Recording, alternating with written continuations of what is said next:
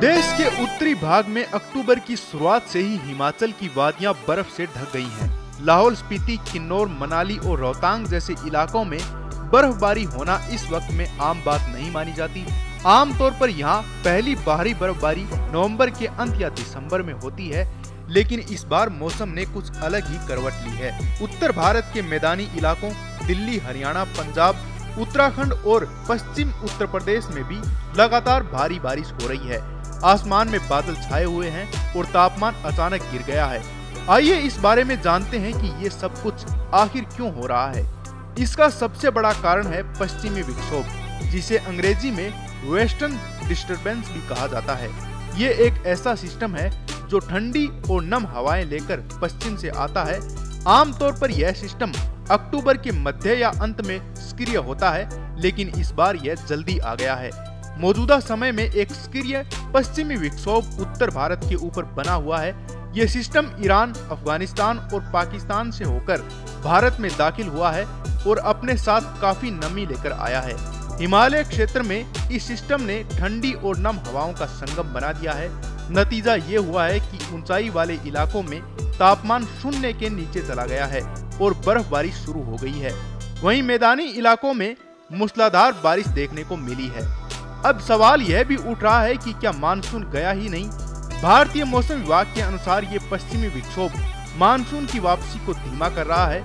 यानी जब दक्षिण पश्चिमी मानसून दक्षिण और पश्चिम भारत से वापस जाने वाला था, तभी इस विक्षोभ ने नमी को दोबारा खींच लिया। वैज्ञानिक मानते हैं कि यह सिर्फ एक क्षेत्रीय घटना नहीं, बल्कि इसका संबंध वैश्विक जलवायु असंतुलन से भी है। आर्कटिक में बर्फ तेजी से पिघल रही है, जिससे ऊपरी वायुमंडल की जेट स्ट्रीम की दिशा और रफ्तार में बदलाव हो रहा है। जेट स्ट्रीम बहुत तेज संकरी हवाएं होती हैं, जो आमतौर पर पश्चिम से पूर्व दिशा में बहती हैं। ये हवाएं ठंडी और गर्म हवा के मिलने से बनती हैं और करीब 11 से 13 किलोमीटर की ऊंचाई पर बहती हैं।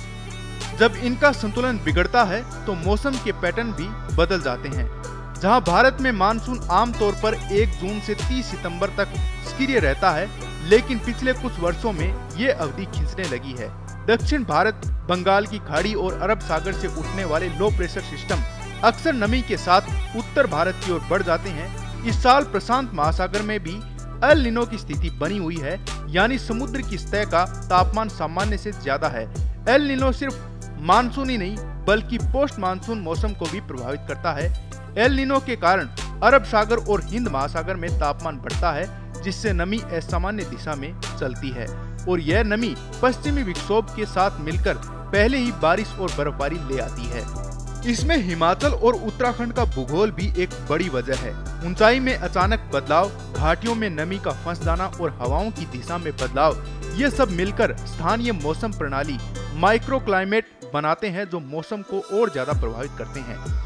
ऐसे में इस बर्फबारी और ठंड का असर खेती पर भी साफ नजर आ रहा है। हिमाचल और उत्तराखंड में अक्टूबर के महीने में सेब और आलू की फसलें लगी होती हैं। बर्फबारी से सेब के पेड़ों को नुकसान हो सकता है, क्योंकि अभी फल पकने का समय है। वहीं खेतों में लगी सब्जियां और आलू ठंड और नमी की वजह से सड़ सकते हैं।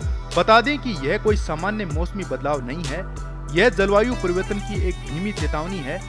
मौसम अब पहले जैसा नहीं रहा है, यह अनिश्चित, असंतुलित और तेजी से बदलता जा रहा है। ब्यूरो रिपोर्ट, पत्रिका।